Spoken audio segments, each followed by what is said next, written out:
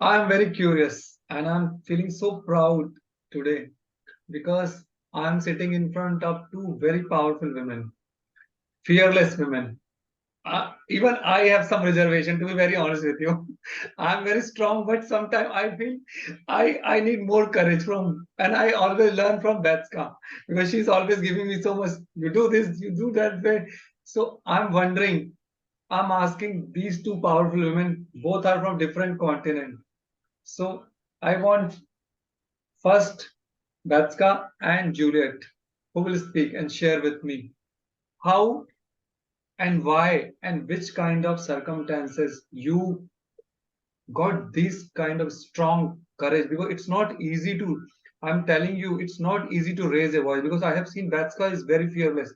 She is speaking very bluntly, but sometimes I am feeling also afraid how I will speak. So what kind of courage, if someone watching our podcast, young people, young adults, so they will get this kind of strong experience and knowledge from your experience side. And I really want more about both of you. It's very important for me. Well, um, I first of all, let me label myself as a rebel. Okay. I'm also rebel. You're also a rebel. Me too. Juliet's a rebel. I'm also a rebel. Yes. And the way I learned how to be a rebel was because I was discriminated against, and I'm still discriminated against, and I'm white, right? So, in the corporate world, for example, the men would get the jobs over me, even though I was more talented. Yeah. Mm. And Yes. today, still in the coaching world, in corporate and government, who gets the majority of the coaching jobs? The men do, right? Even though there are more female coaches than men, and it's very aggravating because the people making the decisions at the top see men as being more capable and more successful and so on, and that's absolute rubbish. So I've had to learn, and Juliet was telling us in the first segment about Rosa Parks. God bless Rosa Parks. She gave me the courage. When she was told to sit at the back of the bus and she said, "No, I'm not going to sit at the back of the bus. I'm going to sit at the front." She was discriminated against because of her color. I was discriminated against because I was a woman. And probably because of my name. I'm of Ukrainian descent. And now Ukraine is in all the way in the news, but I was discriminated against because Mm. of my name and my culture. And my God. So, Juliet, I am so proud of you that you are helping people see the beauty in their color, Mm. see the beauty in their hearts. It doesn't matter what we look like. It's how we love people, how we display love and kindness and caring and honesty and integrity and acceptance. The major problems of the world today are because we discriminate. So God bless you for doing what you do. Thank you for doing what you do. Thank you, Baxter. Thank you. So that was I'm a rebel as well. um, so growing up, my father died when I was really young.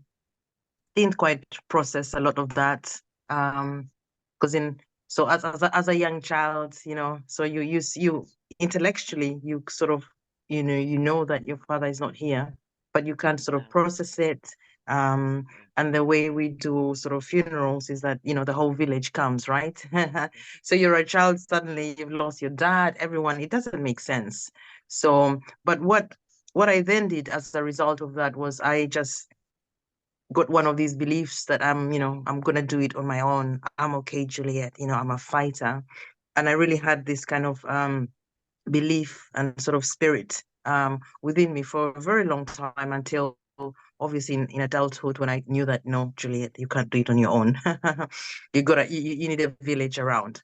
But when I was growing up in school as well, Uganda has about 28 tribes. We call them tribes, dialects. So we have different appearances. So I was telling you before, Baxter, that I'm of Luo origin, a bit like Barack Obama. We sort of descended from Ethiopia, and then we migrated down Sudan, some stayed. Then the others went to Uganda, some stayed, and then some went to sort of Kenya. So you'll find Luo speaking people, and we are dark skinned, we are strong, we are fighters, we are dark, and we have certain characteristics about us ourselves. So I went into a boarding school, and I remember this boy used to taunt me, Baxter. Oh, Every opportunity he got, he used to call me an eggplant. oh, And he sat next to me, he sat next to me. I worked hard, I did my grades. So one time we came out and I was like, why is this guy taunting me? Why? So yeah, one occasion we came out and it was just too much. It was one of those things where, that thing when you've sort of when you've what's that word I'm trying to look for, when you've suppressed your anger and your feelings too much. They'll come yeah. in one way, they'll either come inside and you hurt yourself, or it will come out externally. And that day in the playground, he still came up to me and it just blew. And I remember beating this guy. I just don't know where I got the power and the Wow, force. It wasn't wow. right, but it's the only way I knew how to defend myself. Hmm. So I have expressed discrimination, from different parts because of the color of my skin. There's some Black people who still have it from, Black communities about the dark skin, we know about the slavery. But also when you come into England, so you of course you wonder, but I'm trying to think about some women that I've helped. One actually came because I do employability and confidence building sessions. One woman came and said, Juliet, I went in, and then they looked at me and said, is she the one? And then you hear people talking about you. And for me, the fight comes from knowing that it is wrong, you know. Yeah, yeah, yeah, Raj asked that. For me, the fight comes from the absolute truth and the certainty, knowing that this is not right. You know, yeah. I have a leg to stand on, and no one else can argue against me. So that's where I draw my strength from. Mm, And you can have that strength also in boardrooms, because you're not an expert, but you know the work that you're doing. You have a perspective.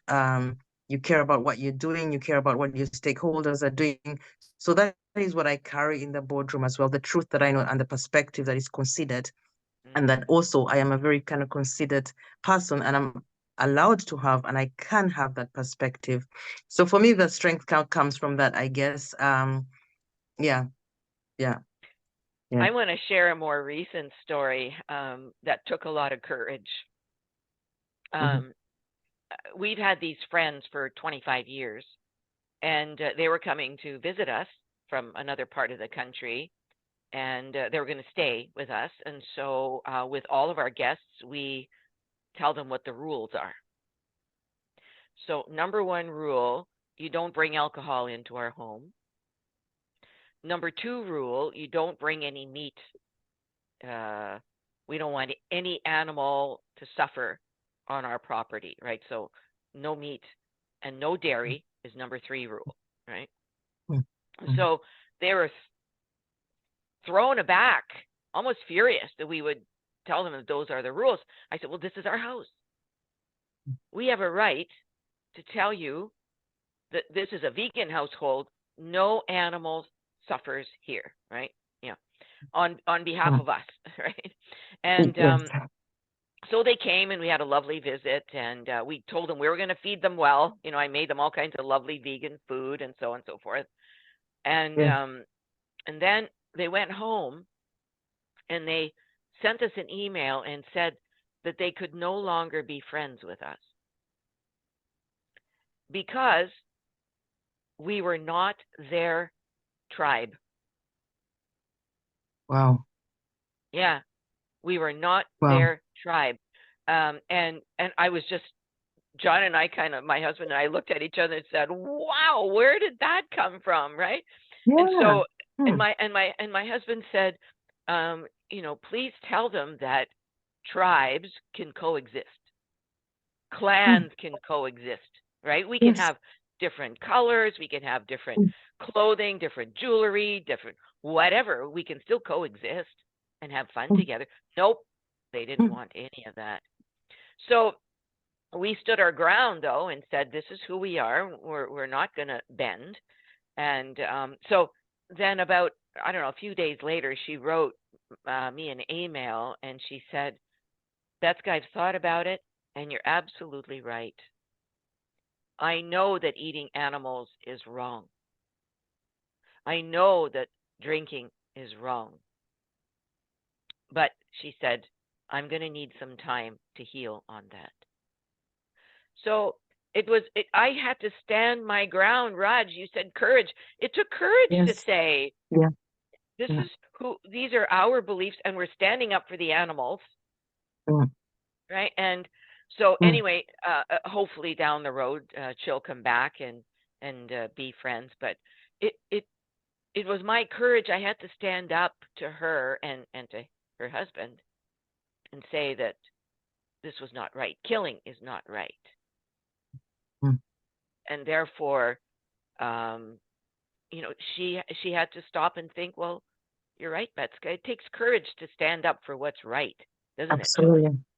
Yeah, absolutely. And that's the word. It takes courage, and in that moment you have all these kind of feelings, you're fighting. And this is what I tell the young people as well, that growing up in a multi sort of cultural, diverse, cosmopolitan city like London, you have to be really, really sure about where you come from. And I also like working with parents in this way for the young people to really know their identity. Otherwise they'll kind of make it up in a different way. So who are you? What's your identity? What does your name mean? What are the stories? What are the stories? What are the stories about, who you are? You've got to be really, really clear on that. You know, such that you can come up and kind of face the world and sort of courageously, even when things might be stacked against you, even when, for example, in the UK, the kind of we have a lot of young Black people in the prison system, when, there's an over-representation of that. Even when someone is stopping you on the street, do not fight them. I read something, I don't know who said it actually, that when you're in a ring and you're fighting dirty, I think it was a boxer, I don't know if it was one of those films or Muhammad Ali, I don't know, or Rocky, that if you're in a ring and fighting with someone and they give you a dirty hook, do not fight back with a dirty hook. Oh, Fight wow. Love it. the way you are meant to fight. Yes, So yes. even as a young person, if you're stopped on the street by the police, do not say, oh, officer, just don't fight, just be clear on who you are and sort of, represent yourself. That's our job, to represent ourselves in the best way possible. So right on. And young people are growing up and they'll experiment, but it's good to have those discussions about their identity, who they are, what makes them proud, even things about their value, what do you value in life, and they might say money or their mobile phone, but you're still having a conversation, right? You're still having a conversation about money, about a mobile phone, about peer groups, to make them think about making good choices. Right. So Juliet and Raj, let's take a pause and we'll come back for segment 3. I know Raj has got a question and a comment, and I'd like to talk about positivity in the workplace for leaders, because in the boardroom and so on, I think that's also a specialty of yours. So let's come back and discuss that. Yeah.